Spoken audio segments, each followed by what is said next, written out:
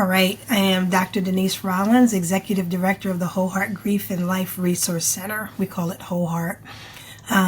This is a part of my Everyday Conversation series where I find people who are extremely interesting, the person you'd meet next door, and they have such compelling stories to tell or lessons to share. So today, my guest is Denise Rollins. So today, my guest is Denise Johnson, and she is someone who I got to meet about 12 years ago, at least. We came together in tragedy as it was in the aftermath of my husband passing away and hers doing the same. And we formed this bond that came out of pain. So Denise, welcome. And this whole idea that we came together and formed a bond out of pain just sticks out in my mind because today I want to do this activity with you called Pain, Power, and Purpose. And I really want to talk about, I tell everybody I don't have people prepare for these. It's just I hit them with the conversation. But just, can you reflect back on a time that was really painful for you? What were you feeling, thinking, doing? Just give us insight into your journey.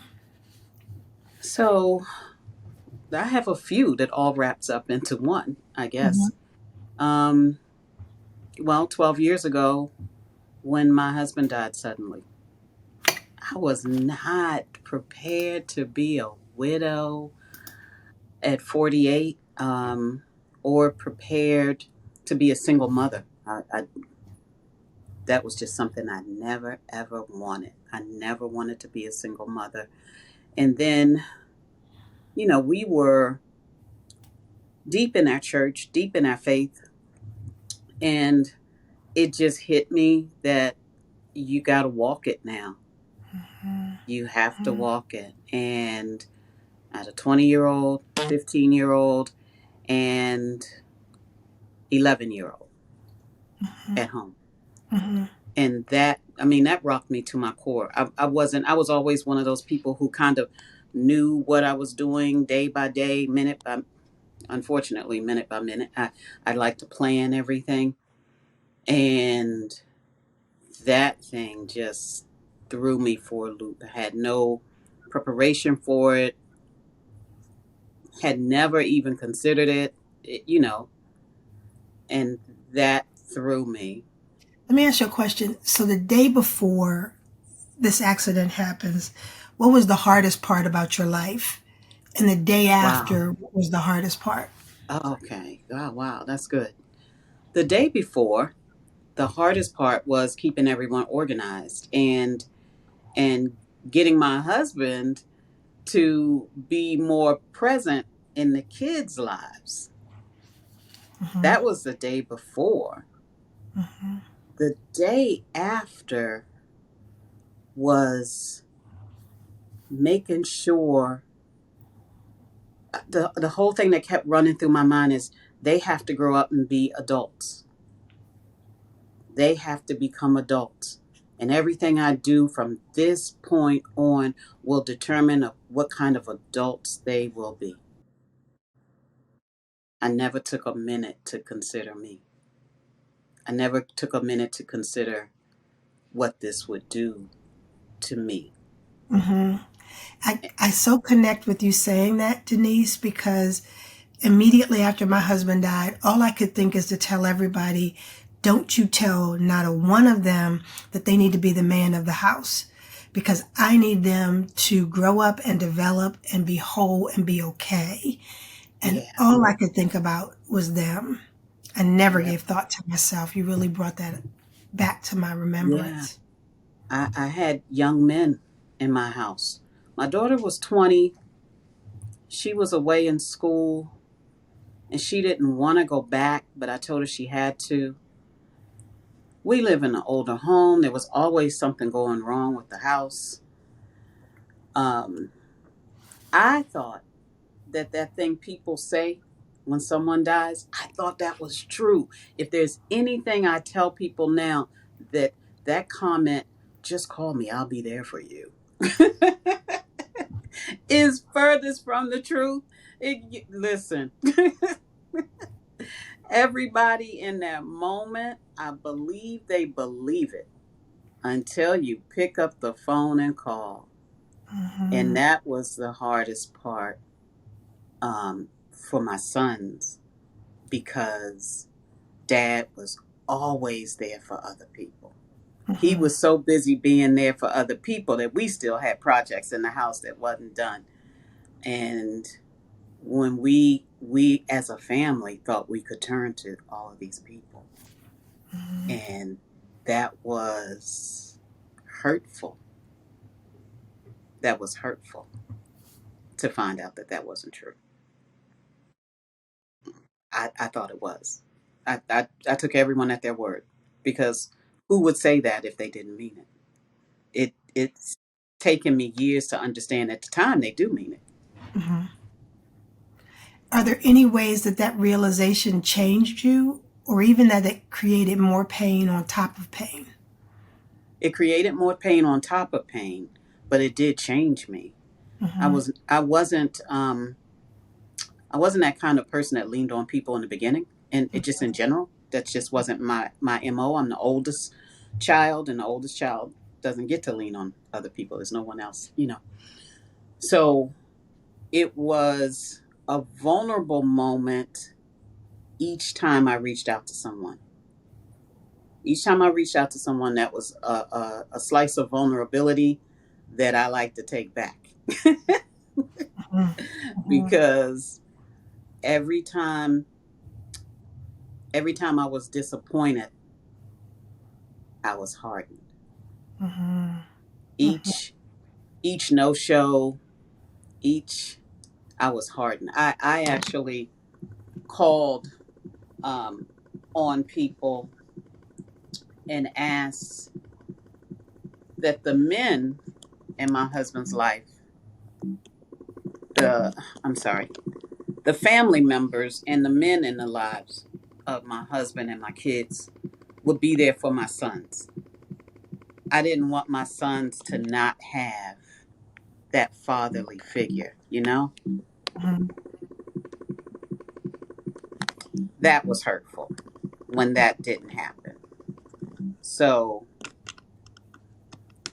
that was very hard because I put a lot of energy into that. I put a lot of thought process into that. I thought about the men individually, um, where they were in our lives, where they were in my husband's life, and then I reached out, and that the way that was met. Mm-hmm. But for all of the ones that didn't, and I did get upset. I'll never joke around and say I didn't. I was pissed Mm-hmm. because these were young men that needed basic things, you know. But then there was one who said, listen, I don't even know what I can do. All I do know is whatever you need me to do, I will do. Mm-hmm. And he remained the entire, I mean, to this day, you know, 12 years later when my son was getting married,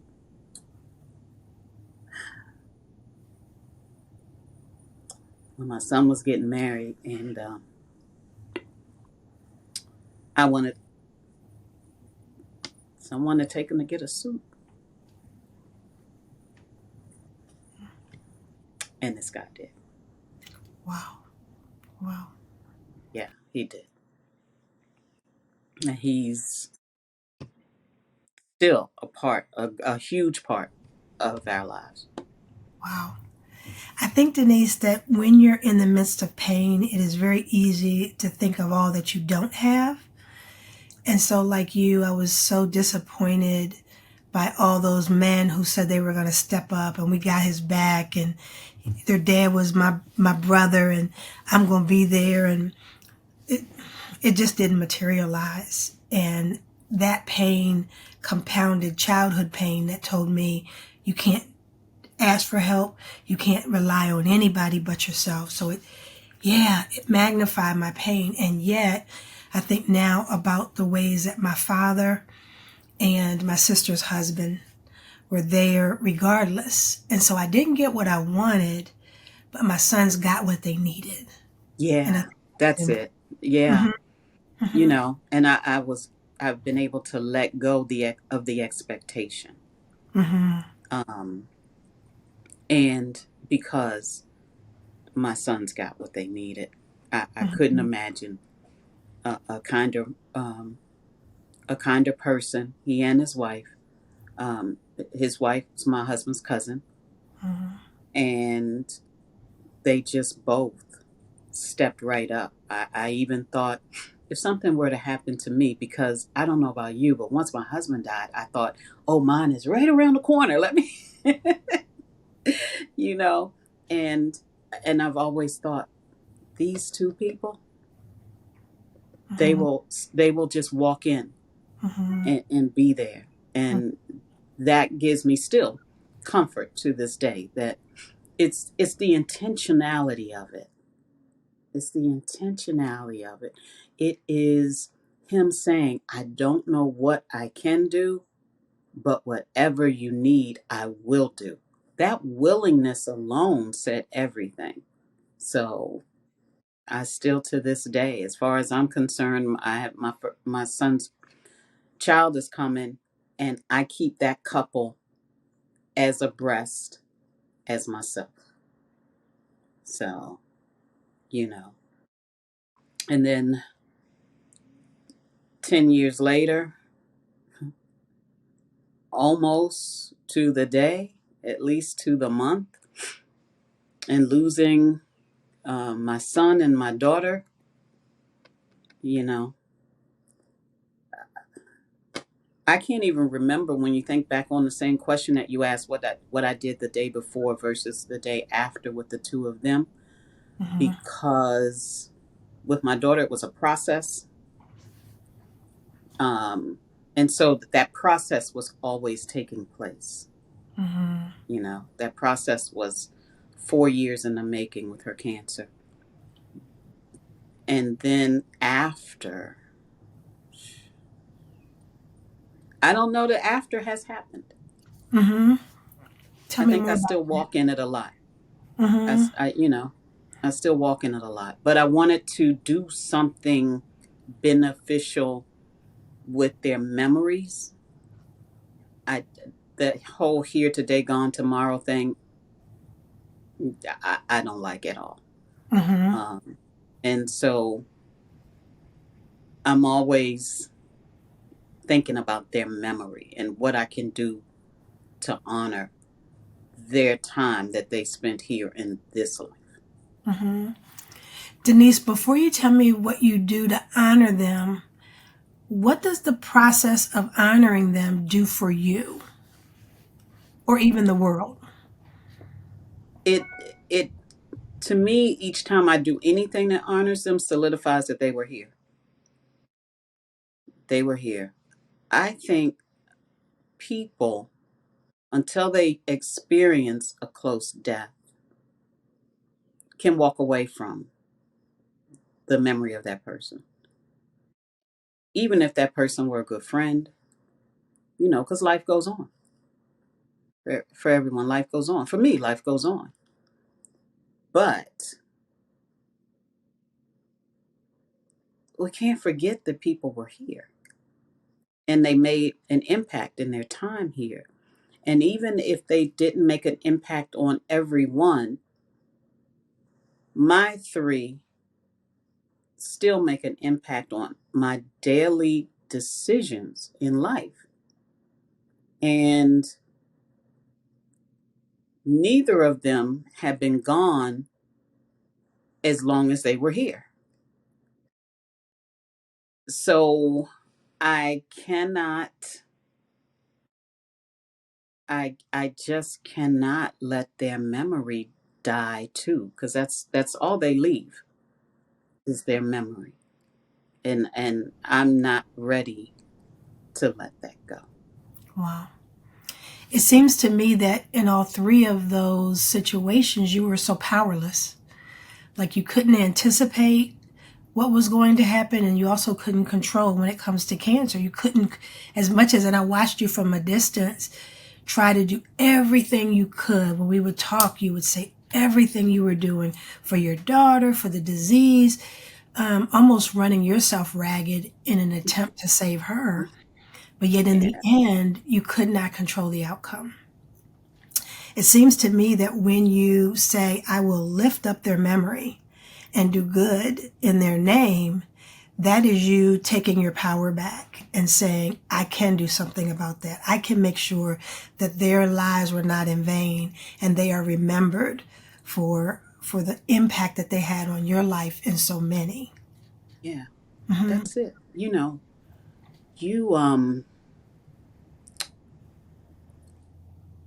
our children don't come to us on the date of birth. Mm-hmm. The date of birth is a culmination of so many decisions that we made Mm-hmm. up to that point, right? They're not their date of birth is a part of something so much bigger that we made a decision for, right? We none of us make those decisions lightly. Mm-hmm. So when they leave, all of that goes too. If you just if you just pack them in dirt and move on. And I know I'm crass when I say it that way, but I feel that way because I think that's how people look at it. That once you turn away and visit the gravesite a couple of days, as a parent, you're supposed to move on. And it's not even general public, it's those closest to you that have defined what your moving on means. That frustrates me. Mm-hmm. that, that frustrates me. I don't know the crowd of who will be looking at this, but let me just say that pisses me off. um, because our kids are so much a part of us that if you ignore their existence because now they're gone, you're ignoring a part of yourself. You're Absolutely. you're ignoring a part of yourself. And so I remember when I first found out I was expecting with my first child. Mm-hmm. I remember that. I played that scene back in my head while I was sitting in that church looking at that casket. Mm-hmm. I remember finding out I was expecting my last one. Mm-hmm. I remember the shock. And I remember thinking the same thing at his funeral. I remembered the moment of getting nauseous on a flight from Miami to DC. And that's when I knew I was pregnant with Kyle. You know, all of that is a part of it. It's not just you had a child, the child died tragically. That's not that's not it. That's not the end. Mm-hmm. It just cannot be. At least for me. Mm-hmm. At least for me, there was just so much more. You mourn everything. Mourning doesn't stop a year later.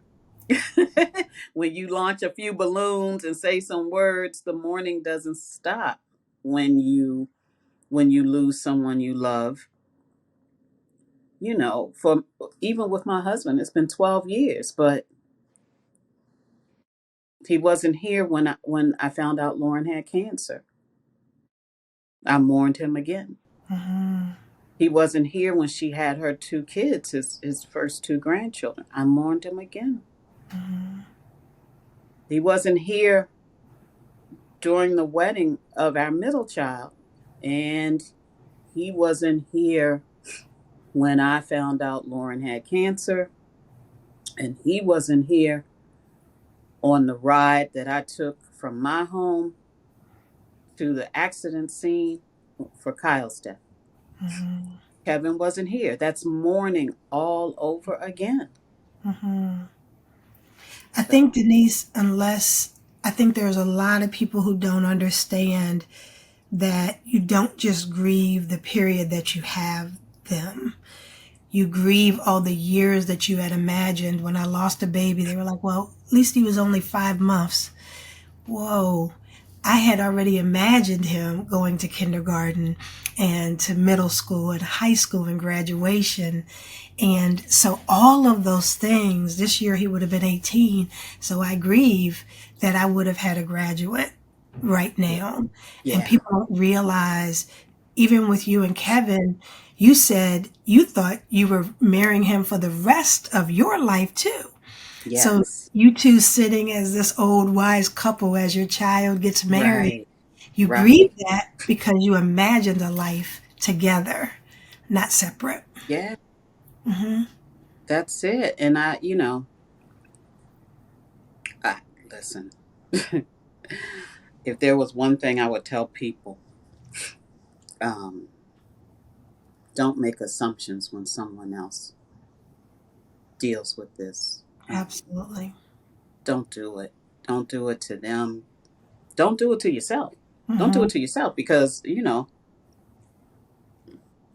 life has a way of lifing. Hmm. Life has a way of lifing, and you need to be careful how you treat people Hmm. in pain, Hmm. you know? Denise, you've been through so much. And so I see you being such a powerful advocate, a powerful mom um, to Kevin, and now to soon your granddaughter, Yeah. powerful grandmother, Yeah. right? Is there any way that those losses, that pain, is wrapped up in what you see as your purpose in this moment? Just curious. Yeah, I'm evolving. I'm Mm-hmm. evolving. Um, I think so. Pain can do a couple of different things. It Mm-hmm. can harden you, it can weaken you, or it can give you resolve. I don't think I need it to be any harder. Maybe not. I'll be the first to admit that. Um, the idea of weakening, I have these conversations with a therapist, and she says things to me, and I go, but why wouldn't I just stand up? And Mm-hmm. she said, you'd be amazed at a lot of people who can't stand. Mm-hmm. I Yep. would be because so I was determined it would not weaken me, and none of my kids would have expected that of me, you know, and my husband wouldn't have either. So it has to give you resolve. For me, I had to have resolve from it, and I resolve to live. I resolve to live, but I resolve to live differently, you know, and I'm going through a period of isolation, some on purpose, but some not. And so everything I'm looking at now is what's the lesson?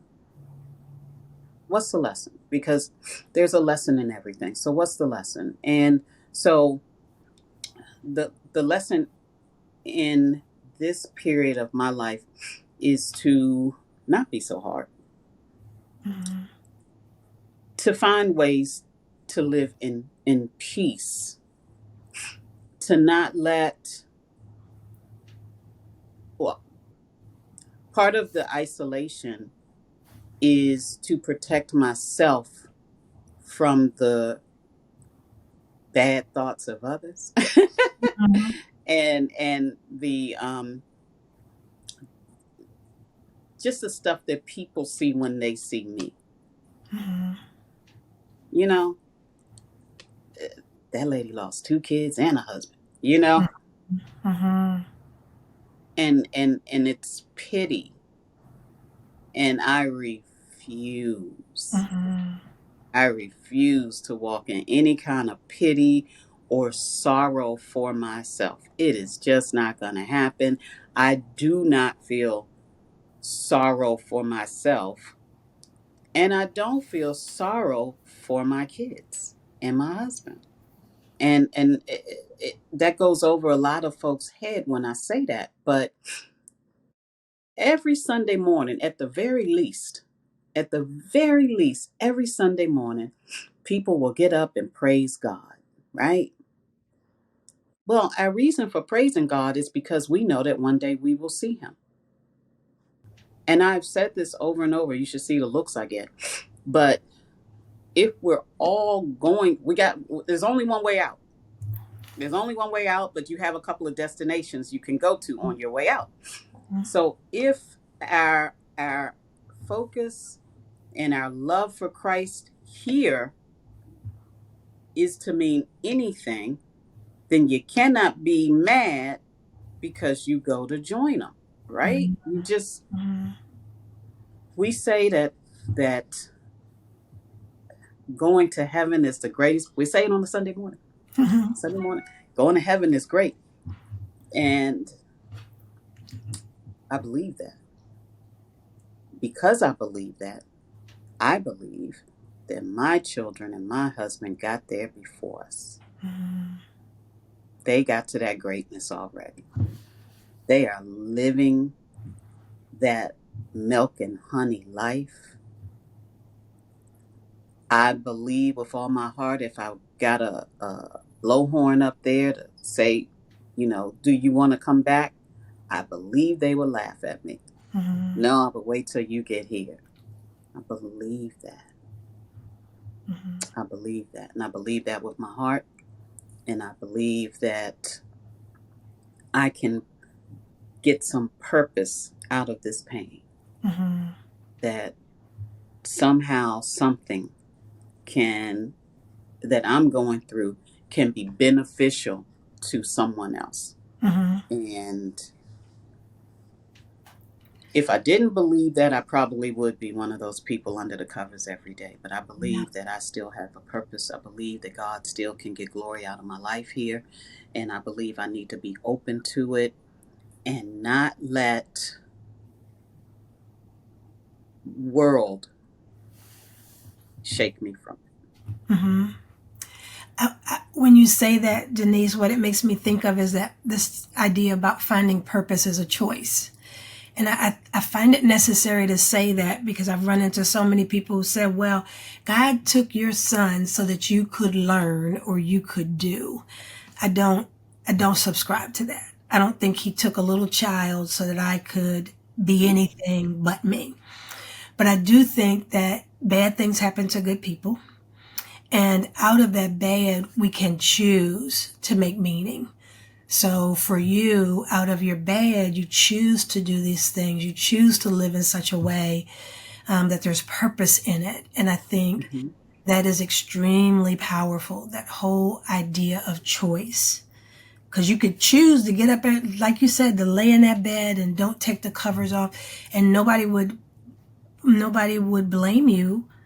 Some judgmental people would, but those of us who've been through wouldn't blame you because we know how hard it is.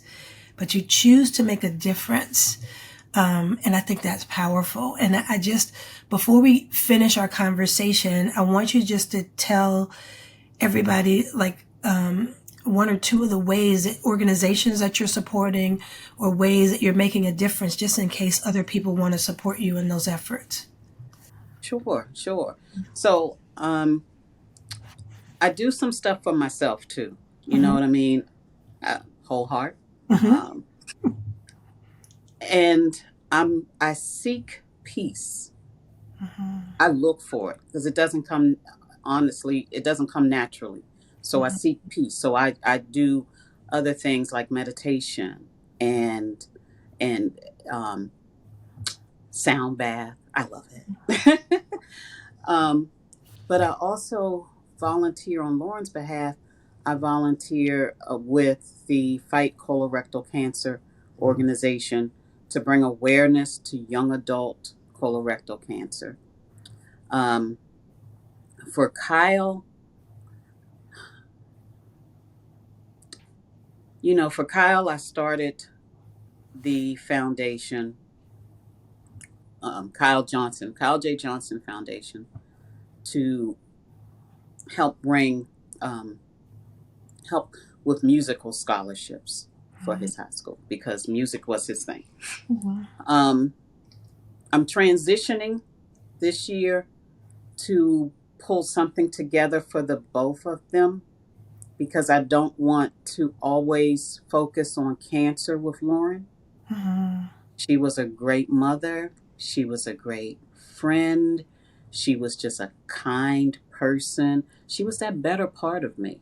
Mm-hmm. She was that better part of me. And I was afraid of that when she passed, that she would take a lot of that with her. Mm-hmm. Um, but she was so kind and so Kyle too. So I'm working this year on putting that together, bringing together one foundation that would help people to move forward through their grief. And um, I'm hoping to take on coaching to give people a little bit of what you have given me. You know, I think, and I pray often that God would show me what to do with this.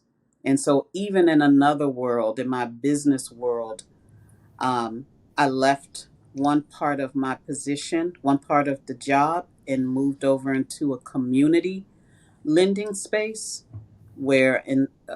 I'm a loan officer by trade, but now I'm a loan officer to help people who otherwise wouldn't be helped to buy a home. Mm-hmm. Wow. So it's about giving back, and that's Mm-hmm. that's how I'm trying to live, to give back, Mm-hmm. in whatever way he leads me. But I really feel a call to help people navigate and live through their grief. I love it. I love it. And of course, I love you dearly because you are resilience, but your real life resilience. Because I think sometimes we're expected to be resilient, which means we don't feel and we get over everything. But real life means we have bumps and bruises, but we still keep on going. Because resilience hurts sometimes. And that's why I've seen you move through the hurt and pain. And now you're using it to help other people. So Denise Johnson, I really am thankful for this time, and I just thank you for being authentically you. Thank you, Denise Rollins.